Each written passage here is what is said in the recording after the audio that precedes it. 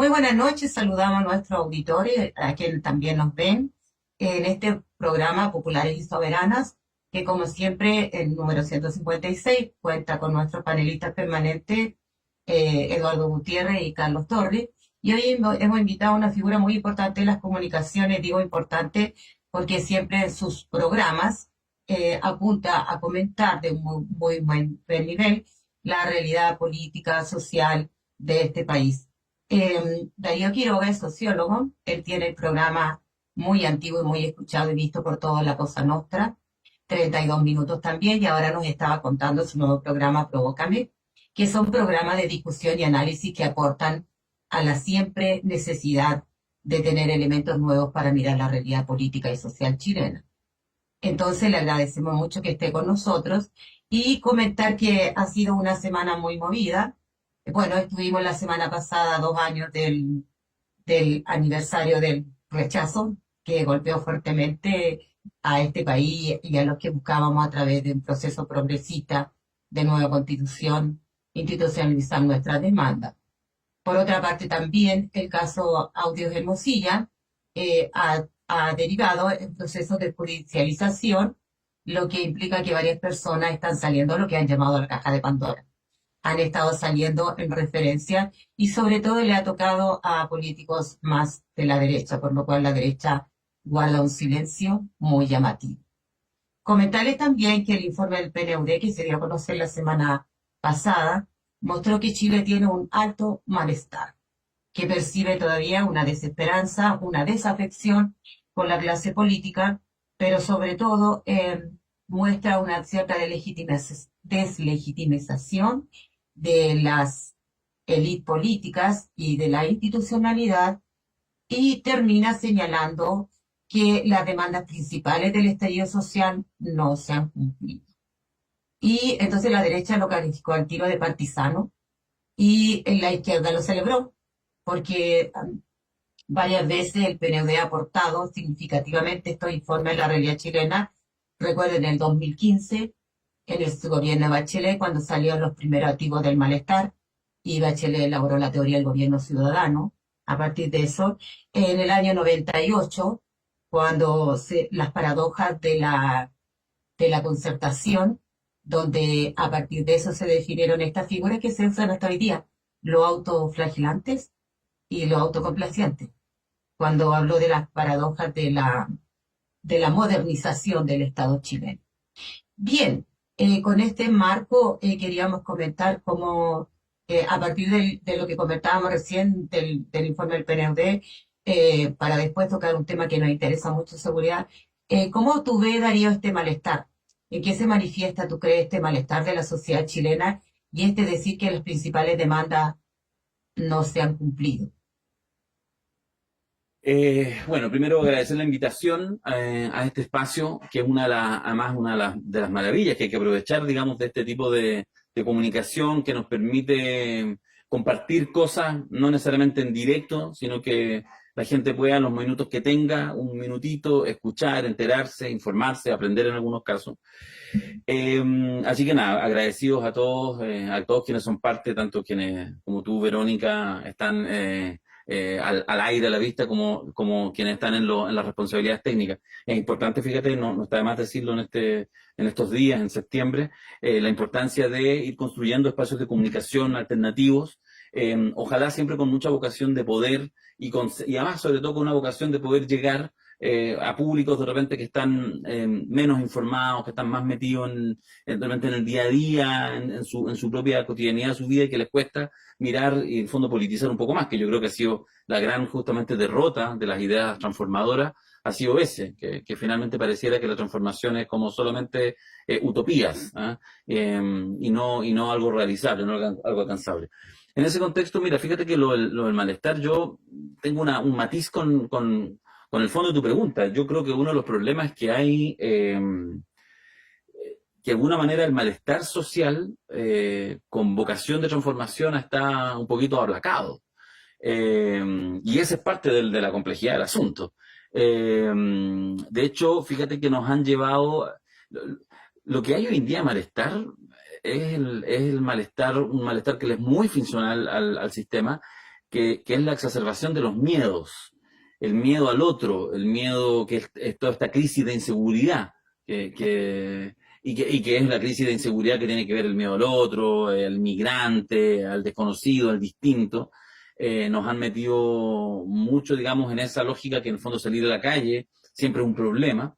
Y entonces yo creo que más que un malestar social más complejo, como ha habido, estamos en un minuto, que ojalá sea una pausa que no dure tanto tiempo, de más bien de una domesticación de ese malestar para ponerlo en una sola clave, que es la clave del miedo. Y oh maravilla para ellos, el miedo es el miedo a nosotros mismos, digamos, el miedo al distinto, al diferente. Yo creo que el miedo al migrante, más allá de las complejidades que tiene la inmigración, si eso es indudable y tiene varios factores, y uno también puede vivirlo, puede empatizar, pero que eso se transforme como en el gran símbolo del temor, es decir, de que salgo a la casa y no vuelvo porque hay un otro distinto que me puede hacer un daño, eso obviamente ha sido funcional hoy, hace 100 años, hace 1000 años, desde el origen de los tiempos, que le permite efectivamente a quien controla el aparato del poder decir, mire, venga acá, sea tranquilo, sea responsable, no pida más de lo que le corresponde y yo le voy a poder asegurar al menos una cierta, digamos, paz.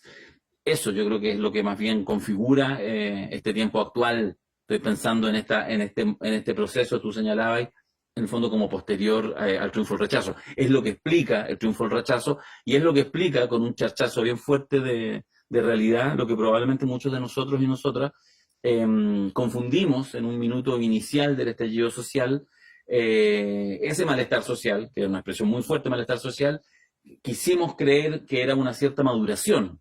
Y en realidad, claro, en algunos sectores sí, pero así masivamente, más que maduración, era solo malestar. Y por eso, una vez pasado el malestar, lo que nos quedó fue esta cosa media pastosa. Yo creo que, oye, ole, qué tal, estimados? Hola ¿Qué tal, Eduardo. Darío? ¿Qué tal, Darío? Gusto tenerte acá. Gracias por asistir a este modesto programa comparativamente con otros que ya se han consolidado en las redes y qué bueno que se hayan consolidado, ¿ah? Hay que saludarlos a todos, ¿ah? A todos, Sí, claro. eh, indiscutiblemente. Bueno, nosotros tenemos este programa, Darío, que ya llevamos 156, digamos, sesiones. Eh, Somos básicamente dedicados al debate político, ¿eh? Hay que decirlo claramente. Y en ese contexto, la primera cosa que a mí me llama la atención eh, es que el concepto, no sé si tú te acuerdas que el concepto de derecha-izquierda había desaparecido hace Ujú. un tiempo a esta parte. No, no hay derecha ni izquierda, no, incluso la gente izquierda decía, no, no, no sigamos con esto de derecha e izquierda porque no es real. Y sin embargo, pareciera ser que la realidad golpeó y hoy día todo el mundo habla de la derecha, ¿no? Y la izquierda. Y yo sobre ese punto diría, no sé qué te parece a ti, diría que hay que ser más preciso, porque cuando se habla de la izquierda, y se dice, mira, si es que tanto la derecha es corrupta como la izquierda es corrupta. Bueno, yo me identifico con la izquierda, pero yo no me identifico con un grupo corrupto, no pertenezco a ningún grupo que haya sido sometido a juicio. Entonces yo digo, ¿por qué no empezar a hablar de la derecha, de la ultraderecha, de la socialdemocracia? Porque hay una izquierda que es socialdemócrata, que ellos se definen como socialdemócrata, y hay una izquierda que es antisistema, o como tú quieras llamarla, incluso hay una ultraizquierda, pero yo creo que sería bueno para los efectos de aclarar, de enseñar, ¿no? Sobre la realidad, empezar a decir claramente, mira, estos son los distintos elementos que conforman la realidad política y cada uno de esos elementos tiene una opinión y tiene una acción, ¿no? Mira, hablando del 11 de septiembre, yo estuve en una pequeña marcha, incluso en una marcha que se programó antes de la marcha central, ¿no? Nos juntamos en el cementerio a las 10:30 de la mañana. Fuimos a la tumba de Salvador Allende, no te digo más de 35 personas, no más.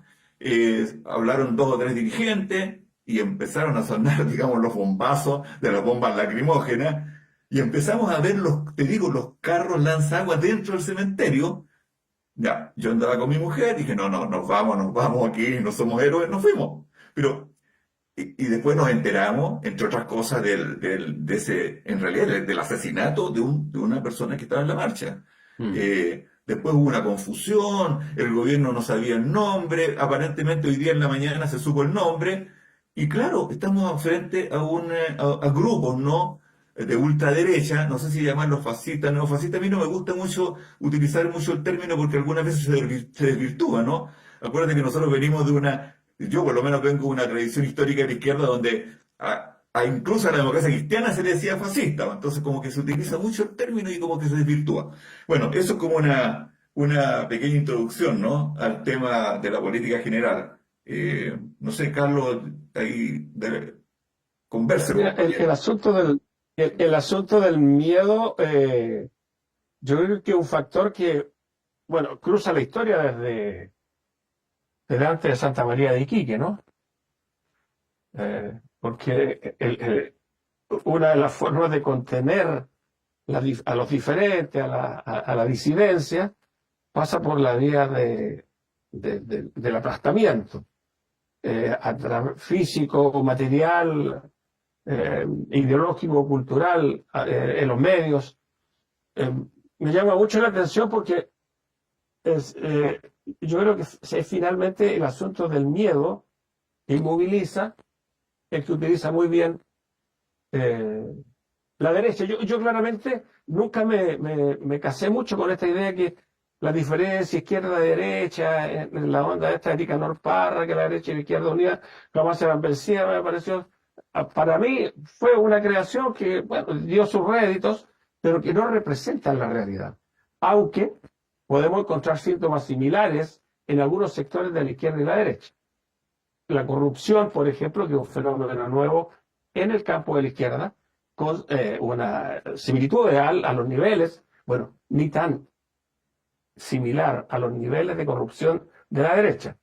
La derecha, el problema es que nosotros antes no habíamos tomado en consideración que el control que tenía, por ejemplo, la democracia cristiana en los años 60, sobre todas las licitaciones de obras públicas, eran corrupción.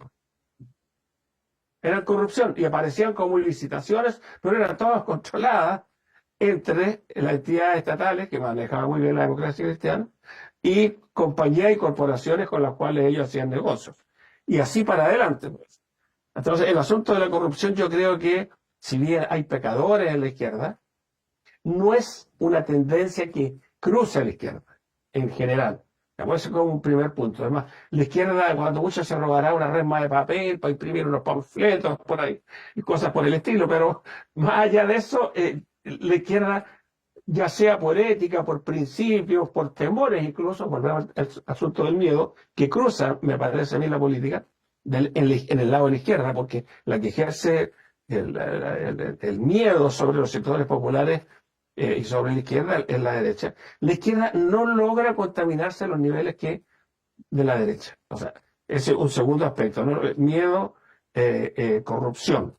Ahora, en lo que sí yo creo que hay corrupción es de carácter ideológico, ¿no? Hay contrabando ideológico y allí sí donde habría que discutir un poquito más el asunto del contrabando ideológico, que para mí es corrupción, porque el contrabando ideológico, al final, sobre todo en los sectores que han ido migrando hacia el centro, les trae grandes réditos, ¿no? O sea, de a poco irían a aparecer en los mensajes o en los intercambios de Hermosilla algunos que no quisieran aparecer, ¿no? Como ocurrió antes con Sokimich y otros, ¿no?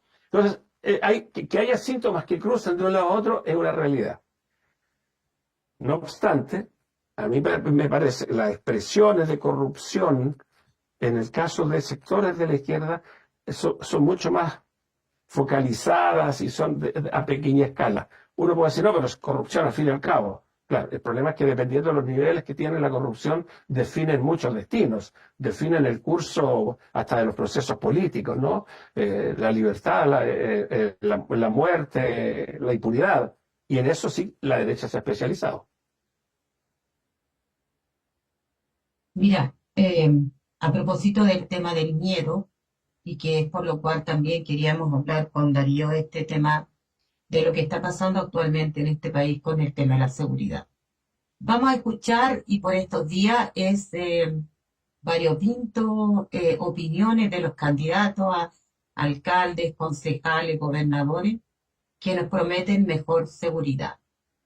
En los aparatos municipales es muy difícil que nos puedan prometer y cumplir mejor seguridad para la ciudadanía, pero fundamentalmente lo que queremos conversar ahora en estos minutos, en este programa, es cómo se entiende el tema de la seguridad con un modelo neoliberal en que pareciera que no hay que invertir tanto en mejorar el espacio público, en mejorar la construcción de comunidades que se cuidan entre ellas, que trabajan entre ellas por el tema de la seguridad, sino más bien vemos una insistencia en 90.000 millones anunciados para construir una cárcel de alta seguridad.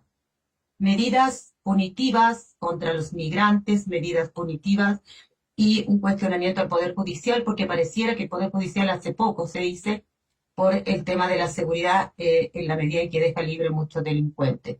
En general, a la ciudadanía le está afectando gran parte de su vida cotidiana este tema de la seguridad, pero ¿existe realmente una mirada sistémica al tema de la seguridad? ¿Existe realmente una mirada país para resolver eso desde el punto de vista del largo plazo? Porque si pensamos las consecuencias y las causas del tema de la seguridad también tienen que ver con los niveles de pobreza, los niveles de hacinamiento y con falta de condiciones para los sectores populares de poder salir adelante y donde encuentran en el narcotráfico y en delinquir una cierta seguridad económica que el sistema no le da. Entonces, poco se atacan las causas del tema de la seguridad y se atacan con medidas que, desde nuestro punto de vista, son muy efectistas. O sea, tal vez a Bukele le resultó una cárcel de alta seguridad, pero ¿resultará en Chile? De eso queremos hablar hoy día también, Darío. Sí, mira, bueno, la verdad que queda un poco la discusión que planteaba Eduardo y planteaba Carlos. Yo creo que es una discusión que igual hay que profundizarla, ¿cierto? Que es el tema de un poco desde dónde uno se para, ¿cierto? Para las construcciones políticas, digamos, y cómo uno trata de evitar algo que yo creo que es un fenómeno de época, que es tratar de mezclarlo todo, ¿ah? De todo en la misma salsa, efectivamente, como izquierda-derecha, para llegar un poco como al planteamiento parriano, digamos, ¿ah? De lo que decían de izquierda y derecha unidas jamás serán vencidas. Ahora, el punto es que, y ahí yo hago un contrapunto distinto, porque escucho atentamente lo que plantean. Lo único que yo digo, muy desde mi perspectiva, tratando de mirar, es que yo creo que hay un error que uno no debería cometer, que es subestimar la capacidad del sistema, de los medios de comunicación, de las distintas puestas en escena, para efectivamente confundir esa discusión. Entonces, lo que yo creo, cuando uno dice, no, mira, es que esta distinción izquierda-derecha como que quedaron en el pasado, no, para nada. Sin embargo, si el 80 o el 90% de la población sí cree eso, hay un tema operativo. ¿Cachai? O sea, si efectivamente esa definición no le hace sentido al grueso de la ciudadanía, aún más, no le hace sentido, especialmente a los sectores populares, producto de los procesos de despolitización, de atomización, de individualismo. Hago el paréntesis para decir que hoy día lo conversaba en la mañana, por eso me acuerdo, hablando de neoliberalismo, que en realidad el neoliberalismo, desde mi perspectiva, incluso más que propiamente tal un sistema económico, porque en realidad el sistema económico es el capitalismo. Cuando uno habla de neoliberalismo, en realidad es más bien un conjunto de valores, de creencias, de formas de relacionamiento, que son una experiencia o un formato más radical del capitalismo, por supuesto también con componente económico. Pero el neoliberalismo es la lógica de que los propios ciudadanos, nadie externo, los propios ciudadanos prefieren, o las propias personas, el propio pueblo, la propia gente, prefiere constituirse desde la identidad de cliente, por ejemplo. Me hace sentido la idea de cliente.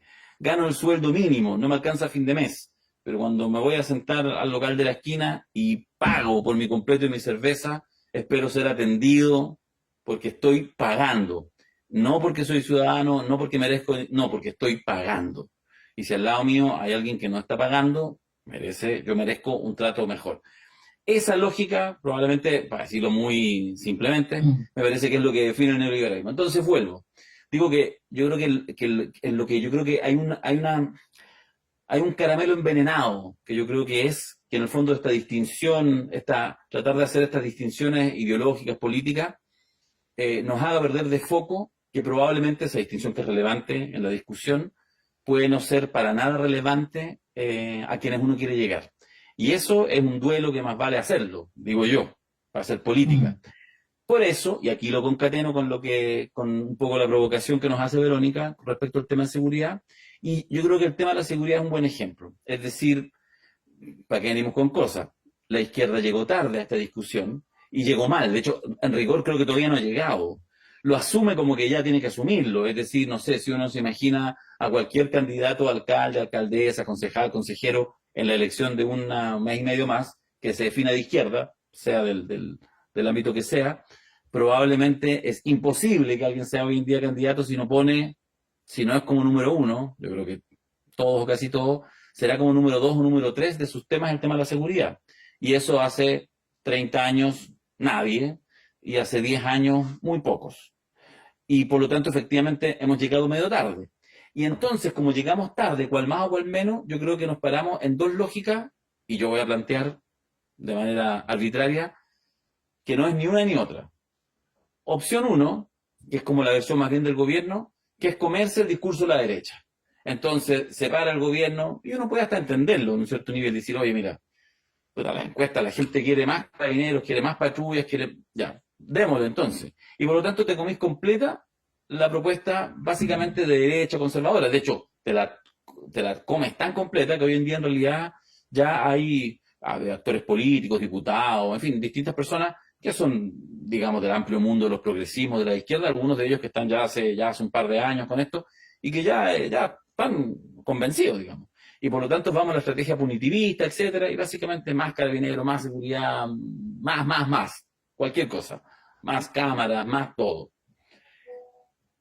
Que por supuesto puede hacerse, pero si es para hacer eso, entonces mejor digo yo, démosle el paso y luego viene la derecha en todo nivel, porque más seguramente lo van a implementar mejor, porque efectivamente tienen menos inhibiciones que la gente izquierda. Y la otra, que probablemente quizás pudiéramos estar ahí, yo digo, ojo, que en el fondo es subvalorar.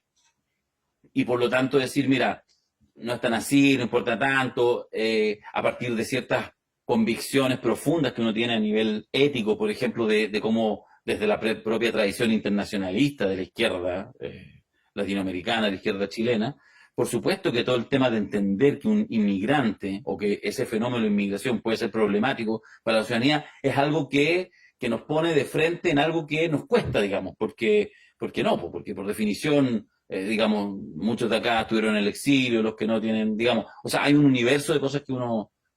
Entonces, ahí, en ese ejercicio de subvaloración del fenómeno, también quedamos fuera. Entonces, la pregunta es ¿dónde? Y aquí, y solo para una primera introducción, para no ladearlos tanto, y voy a dejar instalada una frase que es la que, fíjate que en su simpleza, creo que abre un abanico de conversación. Yo en los últimos años he trabajado en temas de seguridad, hago algunos talleres y trabajo además con un pequeño equipo de grandes profesionales, investigadores de esta materia, uno uruguayo, Gustavo Leal, otro colombiano, Jorge Melguizo, con el cual hacemos algunas cositas por aquí y por allá juntos de vez en cuando. Y entonces me refiero sobre todo a mi amigo Jorge Melguizo, hombre de Medellín, que fue parte de los procesos de transformación a través del gobierno local de Medellín, hace 30 años atrás, 25 años atrás, y que de alguna manera miran, primero, que sí hay que asumir la seguridad casi como voy a parafrasear un poco, casi como un derecho humano número 1, como el primer derecho humano a la seguridad, que de alguna manera... Insisto, esto puede tener un contenido bien fascistoide, si lo digo, pero si uno lo recupera y lo hace desde políticas populares, debiera ser parte del ideario de los progresismos, de la izquierda, que es efectivamente valorar la seguridad, que en realidad si uno lo cruza un poquito, en realidad va de la mano de la lógica de los derechos humanos en general, digamos, ¿ya? Como el respeto a los derechos humanos, pero nos hacemos cargo que el derecho a la seguridad es un derecho que la gente tiene. Y entonces en eso, uno puede mirar la experiencia, por ejemplo, lo que fue Medellín, y en Medellín ellos llegaron a tener, quiero para que lo vean en cifra, en Chile actualmente hay, para que la gente lo entienda, la variable fundamental, el parámetro fundamental con el que se mide las ciudades y los países más violentos, es el número de muertes violentas por 100.000 habitantes. Ese es el indicador que se usa mundialmente. Muertes violentas por 100.000 habitantes en un año. En Chile estamos más o menos en torno como al 6, 7 muertes violentas por 100.000 habitantes. 6, 7, estamos por ahí. Hace 5 años atrás era 3. O sea, en ese sentido sí hay un salto el doble, en algunas comunas es sobre 10, en algunas comunas llega a 15, en algunas comunas llega a 20. ¿Ya? O sea, sí hay micro realidades también más complejas. Pero como país, promedio estamos como en 6, 7 muertes violentas por 100.000 habitantes, datos más o menos del 2023. En Medellín, el año 91, que fue su peak, ellos llegaron, que fue el año más alto, hace 30 y pocos años atrás, en pleno auge de Pablo Escobar, tuvieron 382 muertes violentas por 100.000 habitantes. O sea, nosotros tenemos 6, 7. Y estamos en el acabose, porque eso es lo que nos dicen los medios. Estamos en el acabose total. Ellos tenían 382. O sea, uno se puede imaginar lo que es eso en términos de una sociedad descompuesta, etc. Y lo que dice, parafraseo mi querido Jorge Melguizo, dice, bueno, llegó un minuto en que como sociedad conjunta no... O sea, porque además, por supuesto, para llegar a eso, habían probado todo. Entonces habían probado más militar en las calles, más... Pero claro, llega un minuto en que cuando aparece el crimen organizado, tiene también obviamente infiltrados, se compra gente. Entonces, finalmente tú ya desconfías de todo. Entonces, todo esto se la podredumbre. Y en algún minuto, y esto es lo que quiero decir como a modo inicial, se dan cuenta que no hay posibilidad de cambiar esto de un día para otro. No hay nomás. Po. Hola, bienvenida a realidad. No hay. Lo siento. No tiene sentido que el alcalde salga con decir, no, yo voy a terminar, ni el concejal, ni el presidente de la República. No tiene sentido. Lo que tiene sentido es hacer proyectos. Hacer proyectos para ir transformando la sociedad. Y ellos encontraron en Medellín, en un pacto muy transversal políticamente, de tintes evidentemente más progresistas, pero bastante transversal, eso hay que reconocerlo, con el sector privado adentro y todo. Ellos dijeron, mira, esta cosa la vamos a combatir con una triada, con proyectos sociales, culturales y educativos. Proyectos sociales, culturales y educativos. Hicieron incluso un plan estratégico. Dijeron, mira, vamos a trabajar vamos a pensar que en 16 años logramos darle vuelta a la mano. Dijimos, trabajemos en una niña, un niño que están haciendo hoy. Eso fue parte como el eslogan de campaña de un gobierno regional de Medellín. Ellos tienen gobierno ciudad. Que después se fue religiendo con otros nombres y que tuvo cambios, pero que en lo medular se mantuvo durante más de 20 años, en estas cosas como básicas, y dijeron, vamos a trabajar hoy día para un niño que están haciendo hoy, para que cuando tenga 16 años, su puerta no sea ir al narco. Sí, eso es. Entonces, y ellos dijeron, proyectos sociales, proyectos culturales, proyectos educativos. No hay más. No hay receta mágica. Y aquí voy a la frase que la quería decir para cerrar. Es que una de las cosas que yo creo que es bien interesante analizar es que lo contrario, ¿qué es lo contrario de inseguridad?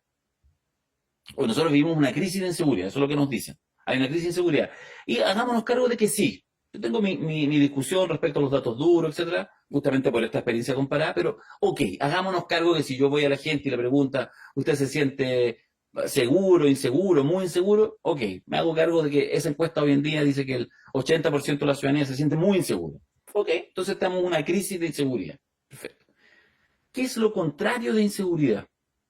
Y aquí viene la magia. Lo contrario de inseguridad no es seguridad. Lo contrario de inseguridad es convivencia. Esta es la frase. Y a partir de eso empezaron a articular. ¿Por qué? Porque cuando tú tienes una crisis de inseguridad y tú solamente lo contrapones con más seguridad, eso implicaría que entonces, por ejemplo, son más policías. Entonces uno dice, no, pero aquí necesitamos más policías. Si es por eso, en las ciudades con más policías en las calles, serían las ciudades en que tú te sientes más seguro. O sea, si yo voy a una favela de Río de Janeiro, donde tengo en cada cuadro a un policía militarizado, yo me siento súper seguro caminando por una favela. La respuesta es no. Quizás caminando por Afganistán, caminando por Irak, con un militar. No es así, pues. De hecho, es lo contrario. Cualquiera de nosotros que viaja, ¿dónde se siente más seguro? En un lugar en el cual camina, hay gente en las calles, y uno prácticamente no ve presencia policial. Fíjate que eso es muy radical y es lo que yo creo que las perspectivas transformadoras progresistas debieran tomar y llevar, digamos, al debate político, a la propuesta de política pública, etcétera. Es decir, cómo avanzamos en esa dirección, en lograr más niveles de convivencia entre la ciudadanía. Por eso, todas estas políticas que implican, oye, mira, legislamos para que se puedan cerrar los pasajes. Este experto uruguayo, ahora con esto termino, Gustavo Leal, mi otro compañero con el cual trabajamos mucho, que fue parte más de los gobiernos del Frente Amplio en el Uruguay y trabajó en seguridad en el Ministerio del Interior, tanto de Pepe Mujica como de Tabaré Vázquez. Y entonces, hace un año y medio, vinimos acá y fue a una comuna, a Los Espejos. Y entonces se juntó con la alcaldesa, en fin, no sé qué, y ellos había ya como 100 pasajes de la comuna que tenían la autorización, porque ya está legislado, se puede, y habían cerrado el pasaje. Y él decía, están locos. O sea, ¿queréis que prolifere el narco? Déjale cerrar pasajes, pues. ¿Cómo sabéis tú si ese pasaje se cerró porque los 30 vecinos del pasaje, el narco de la cuestión dijo, ¿sabes qué? Vamos a cerrar el pasaje. De hecho, le pone triple chapa, no sé qué. Perfecto, pues bueno. El guan tiene entonces mucho más tiempo, si es que vienen a una redada, si es que vienen, etcétera. Él maneja las llaves. Eso pasa en algunos lugares. Entonces, o salimos del paradigma de que la única posibilidad es más seguridad, más rejas, más encierro, o asumimos el desafío, no a la brutanteque, con políticas públicas, con proyectos sociales, culturales y educativos, que sean capaces de construir, incluso donde no lo hay, artificialmente impulsado, procesos que permitan más convivencia entre la ciudadanía, conocerse más, mirarse más, ocupar el espacio público, ocupar la calle. Esa fue la receta de Medellín, que además fue muy exitosa, y hoy día de todas partes del mundo van al barrio 13, que era la comuna así como la población callampa, la favela más heavy en Medellín, y que hoy es ejemplo, no porque no sucedan homicidios, ellos todavía tienen una tasa de homicidios, Medellín tiene una tasa de homicidios todavía más alta que Chile, está como en 12, bajaron de 382 a 12, y siguen bajando. Entonces, bueno, me dejo hasta acá porque soy un latero, lo sé, pero quería compartir esta No, si no es perspectiva. latero. Pero Pero quería mira, compartir esta perspectiva que me parece muy interesante. yo Sí, una sola disculpa. cosa quería decir antes, Sí. cortito, para que veamos estas historias comparadas de la mirada. Aquí hay un problema sobre la mirada, porque la mirada es restringir las libertades personales. ¿Quieres seguridad? Ok, militarizo a los alcaldes del Frente Amplio, pidiendo militares en sus comunas.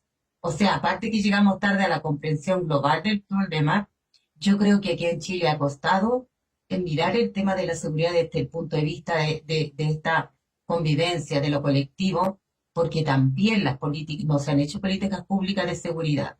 Entonces, por ejemplo, si tú esos 90.000 millones que va a gastar en construirte una cárcel de alta seguridad, lo invierte en mejoramiento de los espacios públicos, para que los cabros chicos puedan jugar, lo invierte en educación. Cuando nosotros éramos niños, habían campeonatos interescolares, pasábamos la tarde compitiendo contra la otra escuela, la otra comuna, habían festivales de la primavera de los colegios en que los colegios hacíamos nuestros propios carromatos y se exhibían y la gente salía mucho a las calles. Entonces, tiene que ver con la mirada ideológica neoliberal, esto de que la solución no pasa para este gobierno, aparte que no lo ven como un tema sistémico, no pasa por invertir en mejorar la calidad de la habitabilidad hoy día y de las ciudades.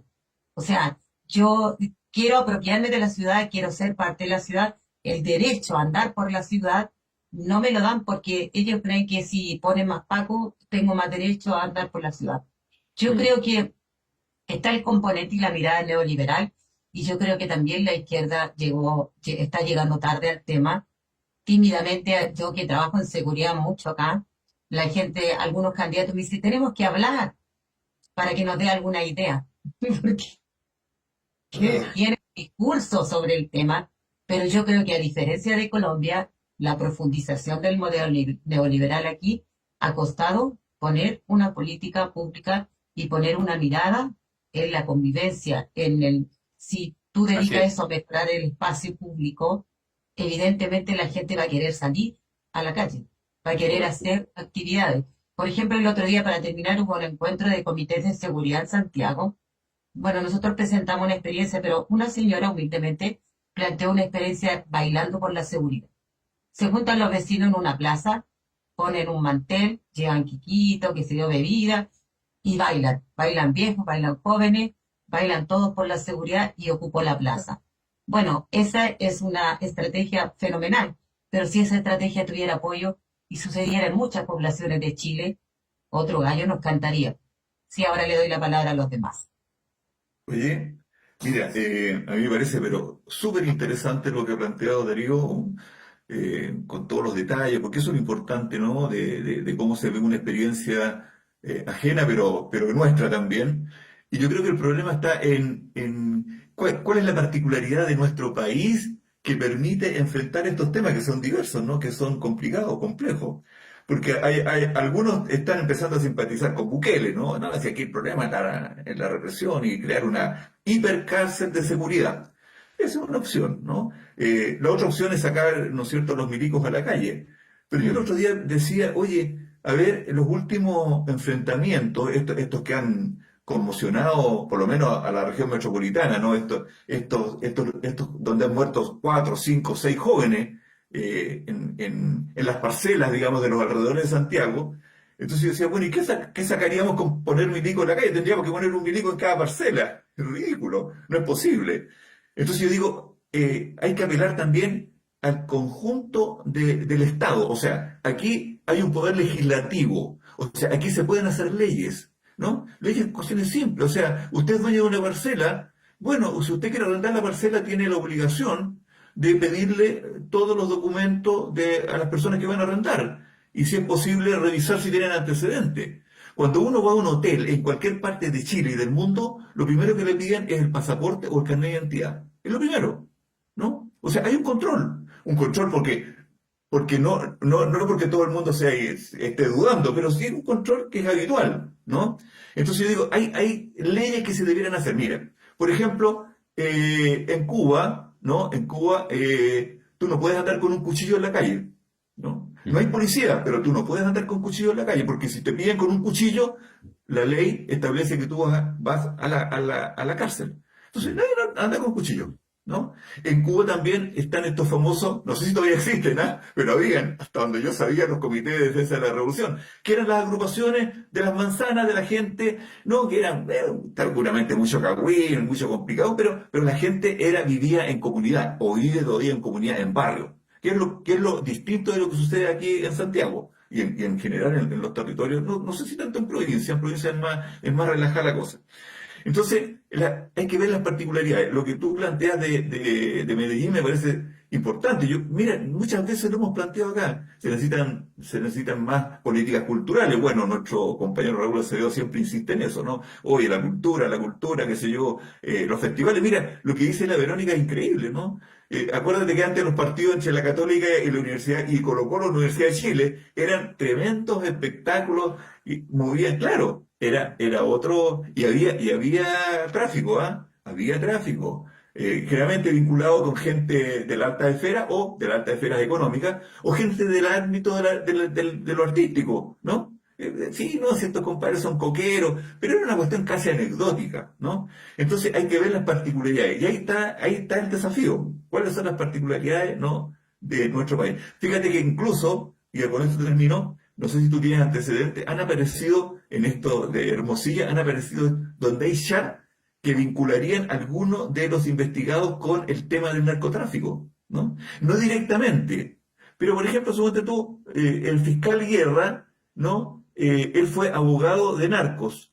Eso fue lo que salió públicamente. Bueno, según la ley de tribunales, él no podría ser fiscal. Y sin embargo, es fiscal. O sea, por ejemplo, eso debiera estar legislado. O sea, los diputados que legislan, oye, dejemos una cosa, no solamente son ignorantones políticamente, sino que son ineficientes. Un solo dato de la ineficiencia. Si tú vas a un supermercado y compras una botella de vino o una botella de cerveza, te piden el carnet de identidad. Y yo digo, ¿y por qué? No, porque la ley establece. O sea, los tipos ni siquiera se dieron la lógica de decir, claro, se le puede pedir carnet de identidad solamente a los menores de 18 años. Puta, me brincan a mí por comprar una botella. Y esa es la ley, la ley. O sea, hubo legisladores que se enfrascaron en discusiones para elaborar una ley que vale callampa. ¿Para qué estamos Sí. con cosas? Entonces, es Oye, un de cosas, eso. pero con respecto a las políticas públicas que le hemos dado vuelta acá también, a la mesa a la mesa de Darío, a la mesa de Darío, muy bien eh, aplicada seguramente en Colombia, le falta una pata a esa mesa, que es clave, ¿no? Bueno, es posible que le falten dos, pero me voy a jugar por una, que es el de reducir la brecha de la injusticia social.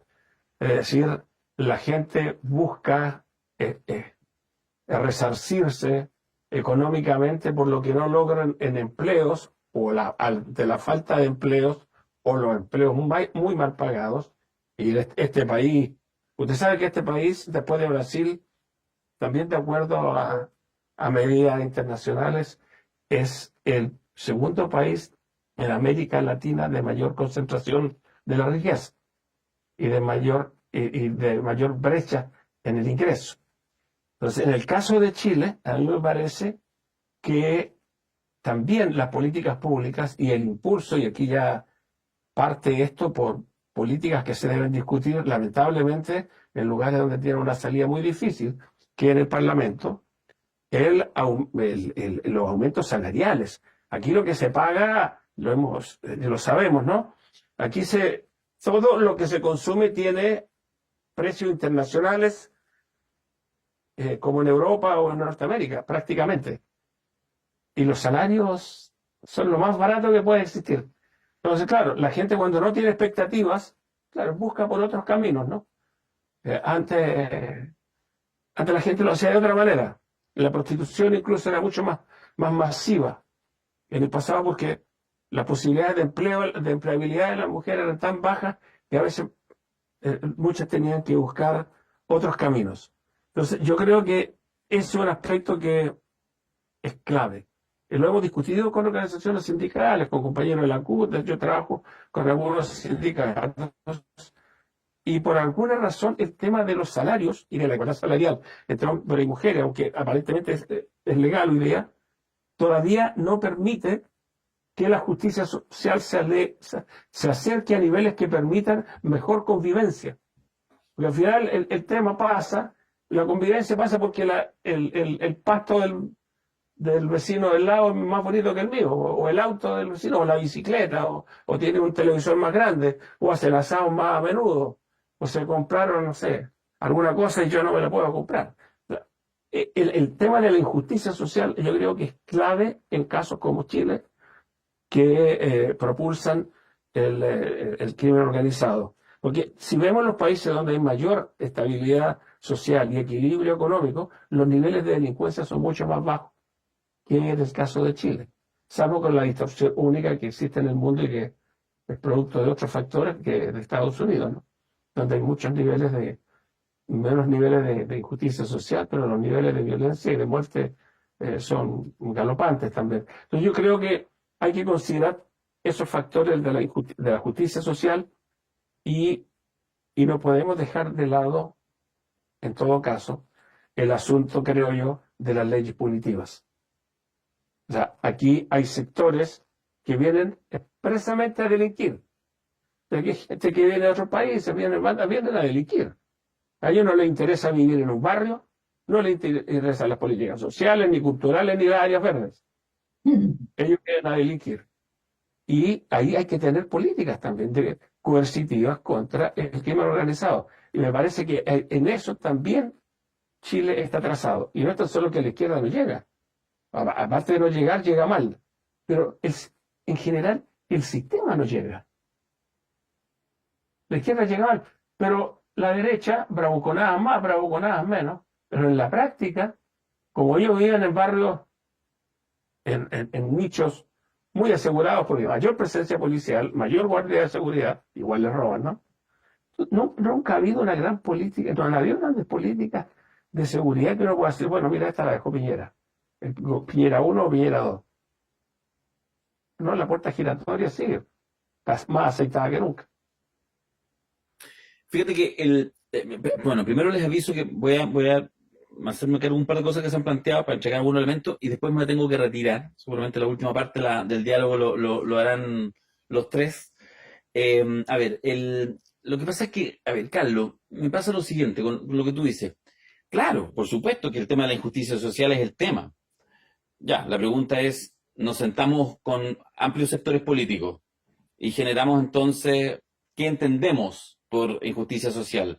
¿Qué es lo, o sea, digo, me parece eso lógico desde una postura, digamos, desde izquierda, y nosotros entendemos dónde se plantea eso, la necesidad, qué sé yo, del alza del salario, la importancia efectivamente del Estado como un motor relevante en la sociedad y no las tendencias que plantean justamente achicar todo el Estado, etcétera. O sea, evidentemente la acumulación de las grandes fortunas, el tema de los impuestos para los grandes, para los súper ricos, etcétera, evidente. Pero bueno, pero eso es una disputa donde mucho más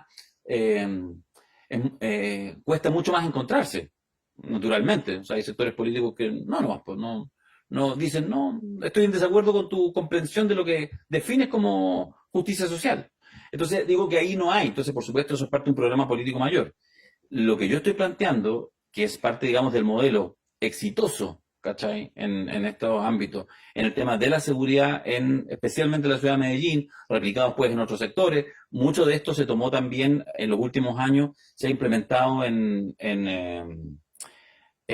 México, en algunos municipios especialmente. De hecho, voy a dejarlo esbozado porque en realidad no voy a poder contarlo en detalle, pero el municipio más grande de los 17, 18 comunas que tiene la Ciudad de México, el distrito de Iztapalapa, con casi 2 millones de habitantes, una especie como de entre Cerro Navia y Pudahuel, digamos, podríamos entender, un sector popular muy, el barrio, la comuna más pobre, que tuvo durante 6 años, 2 periodos de 3 años cada uno, a la alcaldesa Clara Brugada, y que ella llegó con la misma asesoría de este equipo más de Medellín, etcétera, y mirando un poco esa lógica, la lógica de la apropiación del espacio urbano y la apropiación de poder hacer cosas transversales, y ella creó una de las políticas públicas más sencillas, casi te diría yo callampa, por lo chiquitita, específica, y que ha tenido una capacidad, un vuelo de construcción de contenido simbólico, de transformación política de la realidad,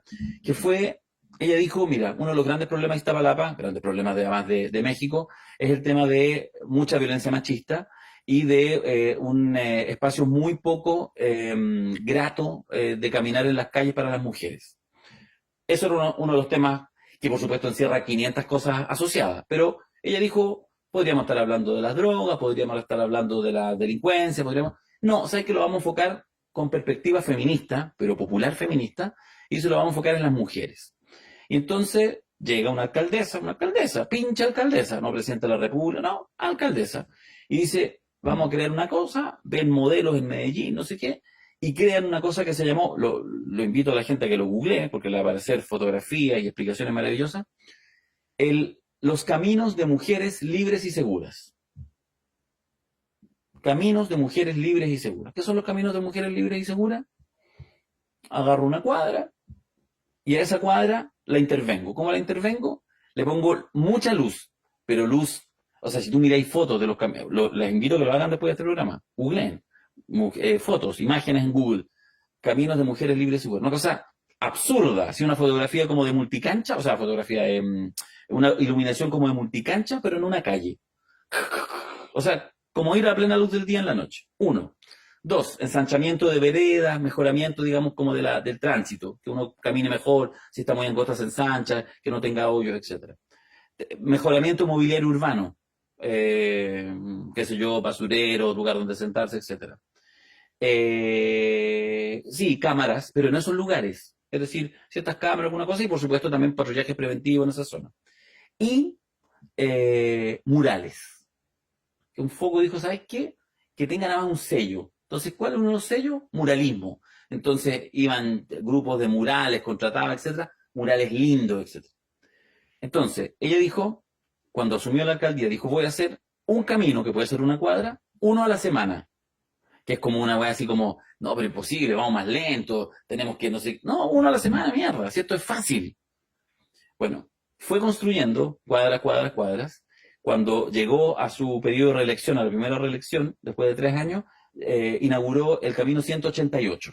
O sea, cumplió de sobra los 52 semanas por 3, 156, 188 caminos de mujeres libres y seguras. Es decir, creó una verdadera ruta que en las fotografías aéreas de Iztapalapa de noche son muy notables, porque con la luz se ve. Una especie, podríamos decir, como un símil de una ciclovía. ¿Pero para qué? Para que mujeres pudieran caminar tranquilamente en las noches. Entonces, evidentemente, no es que tú eliminaste a los que roban, no, no, no. Al menos dejaste en este lugar, podemos caminar tranquilos. Pero además con el concepto, además con los murales, lo que diste fue un golpe cultural político. No tuviste que decir que era de izquierda, pero era de izquierda. ¿Cachai? Bueno, Clara Brugada ganó su reelección con un 60%, tuvo un segundo periodo, después avanzó en más políticas que les podría contar, pero no voy a alcanzar, y terminó su segundo periodo hace un año atrás, fue candidata ahora a la alcaldía, a la, no sé cómo se llama, a la intendencia de Ciudad de México, que ocupaba antes Claudia Sheinbaum, que ahora es presidenta de la República, y mi amiga, Clara Brugada, mujer popular, feminista de clase, es ahora la intendenta, no sé cuál es el nombre, de Ciudad de México, con los caminos de mujeres libres y seguras. Lo que quiero decir, Carlos, con esto, es que yo estoy de acuerdo con el tema de la injusticia social, pero a mí me da la sensación que llega la hora que nosotros tenemos que salir a la calle con un discurso, comillas, acciones, que en los espacios que tengamos, al que le toque ser concejal, que le toque ser concejal, al que le toque ser alcalde, que va a ser alcalde, en que nosotros, con pequeñas cosas realizables, que no dependan, que no le podamos echar la culpa al empedrado, nosotros somos capaces de cambiar en las cosas más pequeñas, cambiar la realidad. En la cosa chica, si no estamos para la cosa grande, porque no podemos, porque ahí tenemos a la prensa en contra, porque ahí tenemos al gran empresario en contra, porque ahí tenemos a los poderes fácticos en contra, ¿cachai? Pero parafraseando a Eduardo Galeano que decía, gente pequeña en lugares pequeños haciendo cosas pequeñas puede cambiar el mundo, bueno, es eso, pero es llevarlo a la práctica, ¿cachai? Entonces yo no estoy de acuerdo con el análisis que hemos hecho acá, y el tema de la injusticia social estoy de acuerdo, y efectivamente las condiciones, por supuesto que sí. La pregunta es, hoy en día, ¿qué se puede hacer? Yo lamento que tengamos un gobierno nacional que es de izquierda, podremos no estar tan de acuerdo, más de acuerdo, pero es un gobierno de izquierda, digamos, probablemente el gobierno más a la izquierda desde Salvador Allende, por supuesto mucho menos, pero eso es, después de 50 años, y haciendo políticas de seguridad de derecha. De derecha. De derecha. Yo tuve hace meses atrás una conversación con un funcionario de la Subsecretaría de Prevención del Delito, y del 100% de las lucas que se destinan desde la Subsecretaría, que lo piden los municipios, que es una cantidad muy importante de cientos de, más de 1.000 millones de dólares anuales, el 92% de ese 100%, esta información de hace 6 meses atrás, se lo llevaban solo 2 tipos de proyectos: patrullaje municipal, es decir, ponerle, y cámaras de televigilancia. El 92%. Estamos tan loli. Entonces, lo que yo digo es, yo creo, y por eso yo creo que a veces incluso, yo prefiero los espacios pequeños, porque desde los espacios pequeños podí hacer algunas transformaciones, y ahí es donde yo creo que uno quizás tiene que, pienso yo, es una opinión muy, muy modesta, la digo, como justamente ahí yo estoy disponible, si alguien me dice, mira, sabes que, oye, pero usted es de izquierda, no, mira, si quieren, no soy de izquierda, me importa una raja. Si yo creo que aquí lo que es importante, en el fondo, cómo uno logra ponerle ciertos elementos como políticos. Voy a terminar volviendo a Medellín y volviendo un poco al ejemplo. Fíjate que hay una cosa muy interesante y que además yo ahora en charlas que he hecho en diferentes partes, que me invitan a algunos talleres, algunas cosas de con municipios y otras de organizaciones sociales que he tenido la oportunidad, y cuando tengo algún tiempo voy. Fíjate que hay una cosa, por ejemplo, que a veces rompe la cabeza como ejemplo paradigmático y que lo vi en Medellín. Qué sé yo, de repente una comuna o una ciudad tiene un presupuesto para hacer una gran biblioteca, ¿ya? Y entonces, si nosotros en Santiago tenemos, no sé, una cantidad así, 5 millones de dólares para construir una biblioteca así, pero atómica, 3 pisos, qué sé yo, no sé, 800 metros cuadrados, no sé qué. Entonces, ¿dónde uno la instala? Cualquier análisis racional dice uno la instala en un lugar más bien céntrico, por ejemplo, si es para tamaño de una ciudad. se la tiendes a poner en el centro, no sé qué. O eventualmente incluso así unas encuestas de, qué sé yo, de hábito lector, y la pones en un lugar donde haya mucha ciudadanía con harto hábito lector. ¿Ya? Bueno, lo que hicieron en ciudades como Medellín, e insisto, la gracia de esto, la gracia de esto, es que este tipo de iniciativas pueden tener aporte entusiasta hasta del mundo privado, hasta de gente de derecha, porque parece inocuo. Desde mi perspectiva no lo es. Abre un mundo. Después la disputa política es un paso posterior, pero abre un mundo. ¿Qué decían ellos? ¿Y qué hicieron ellos? No, la mejor biblioteca de la ciudad va a estar en el barrio más pobre de la ciudad, donde no se lee. Eso yo lo he hablado en instancias gubernamentales. Eso hoy en día en Chile, con la lógica, por ejemplo, incluso a nivel del Ministerio de Desarrollo Social, que tiene que dar el RCE, esas autorizaciones, digamos, de que efectivamente de la factibilidad social, de la rentabilidad social del proyecto, no lo resiste. O sea, el computador explota, porque en el fondo el Excel no da nomás, porque tú decís, ¿cómo vas a gastar esto en un lugar que además no se lee, bueno, ¿cachai? ¿No? Entonces aquí hagamos mejor una biblioteca, pero más chiquitita. Invitámonos una casona y le metemos una mano, y más chiquitita. No, pues conche tu madre, no, al revés. Por la mejor, para hacer la arquitectura, gástate plata. Gástate plata en una obra arquitectónica, haz un concurso nacional de arquitectura, que te pongan una joya en la mitad de Cerro Navia, ¿cachai? Porque en el fondo lo que uno tiene que hacer con esto además, y con esto de verdad que voy terminando, es que lo clave es que nosotros tenemos que ir potenciando que lo público sea sinónimo de calidad, ¿cachai? Que es algo que es súper de izquierda, pero que también es súper tecnocrático, ¿cachai? Que lo público sea sinónimo de calidad. Entonces, si yo voy a un lugar carenciado, a ese lugar carenciado, lo que hago es lo mejor. Por eso incluso hasta nuestras propias prácticas políticas que podríamos tener, muchas veces uno de repente como la cosa sacrificial, ¿cachai? Entonces ya, cómprate unas galletitas para una actividad, ya, pero que nos rinda. No, bueno, si de repente hay que hacerse buen asado. Estoy mezclando peras con manzanas, pero lo estoy haciendo un poco a propósito. En el fondo, cómo uno pone en los momentos públicos, tanto en la obra como en las instancias, bueno, por supuesto, desde el aparato del Estado, uno pone muchos recursos ahí para que efectivamente eso tenga un ejercicio, un fenómeno de que el conjunto de la ciudadanía vaya saliendo, nuevamente vamos al neoliberalismo, de que en realidad es lo público el sinónimo de calidad. Hoy en día, el problema grave que tenemos en Chile es que es lo privado lo sinónimo de calidad. A todo nivel. A todo nivel. Entonces, porque han leído bien el ejercicio, o sea, es una de las gracias plásticas del neoliberalismo, ¿cierto? Entonces, bueno, cierro diciendo, que lo que yo digo es que, entendiendo en el fondo como las razones estructurales de las crisis de seguridad, etcétera, me parece que es súper clave que seamos capaces como de irle por el lado, y de repente con ciertas iniciativas que pueden parecer incluso a veces cosistas, uno va abonando a algo que es donde estamos muy en la derrota, insisto, que lo público es sinónimo de calidad. Entonces en eso podéis incluso hacer grandes alianzas, podéis tener hasta aportes cuando estáis, no sé, en un municipio, aportes hasta de grandes empresarios, porque pareciera como inocuo, pero en realidad estáis dando una primera batalla, una primera disputa, que es probablemente una cosa que tenemos muy perdida. Entonces, cuando uno llega con el discurso de izquierda, pero al grueso a la ciudadanía, de los sectores populares a los que le estáis hablando, así, no es que lo tengan racionalizado, pero inconscientemente lo público es sinónimo de lo penca, entonces en realidad es probable que el discurso ni siquiera llegue, porque en realidad tenéis una distancia con eso. Más bien querí en algún minuto tener lucas por lado, como sea, para poder tener plata, para ir a lo privado. Entonces, ahí es donde yo creo que efectivamente hay una pelea que es muy anterior y que permitiría ir avanzando y, bueno, haciendo gestión. Lo Eso. público y colectivo, ¿eh? Lo público Sí. y colectivo. Sí. Es muy importante. Sí. ¿Sí? Es una de las enseñanzas de la rebelión de 2019. Sí. Esa irrupción, digamos, de las ollas comunes, Sí. etcétera, del comprar juntos incluso, que parecían, como tú dices muy bien, que no parecían como cuestiones de izquierda. Sí. O sea, las ollas comunes, digamos, que era para comer, ¿no? Nos Colectivamente. parecía como de izquierda, pero siempre han sido de izquierda. Exacto.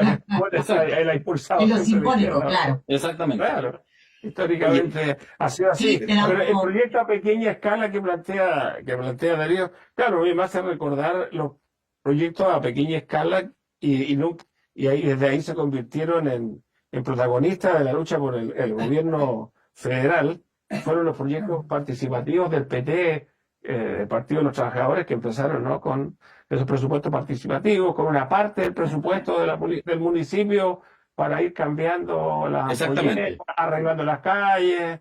Claro, y eso lo hizo le permitió aprender a gobernar, a administrar y a relacionarse de otra manera con la gente. Yo no estoy en desacuerdo con eso en absoluto. Lo que digo que hay que sumarle también, porque la otra pelea no hay que dejarla de lado. O sea, uno No puede es de hacer largo plazo. las tres y la otra. Muy bien. Oye, los tengo que Bien, dejar. Daniel. Sí, yo Bien, también me tengo que ir gracias. porque estoy invitado a otro Zoom, a un Zoom, digamos, para el tema del 11 de septiembre, inevitable. Así que yo por lo menos me despido acá, yo creo que todos Entonces, estamos, no sé bueno, si Carlos, despídanse. Verónica. Nos ¿Sí? despedimos. Un abrazo. Oye, Bueno, muchas gracias, te gracias, pasaste Dani. muy Gracias. pedagógico, muy interesante. Muy bien. Chao, Gracias, saludos chao. a la Muy bien, familia. muy bueno. Muy bueno.